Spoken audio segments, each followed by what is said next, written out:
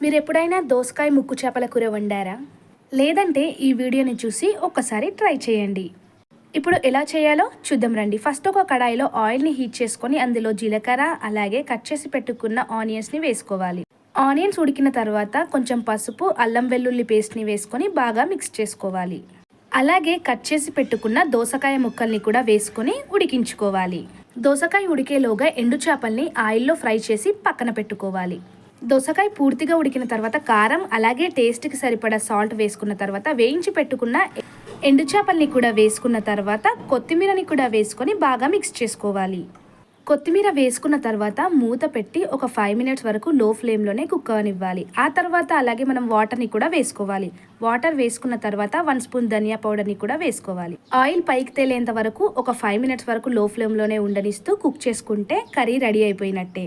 దోసకాయ ముక్కు చేపల కర్రీ రెడీ అయిపోయినట్లే. మీరు కూడా ఇలా ఒకసారి ట్రై చేయండి. సబ్స్క్రైబ్ చేయడం మర్చిపోకండి. Thank you.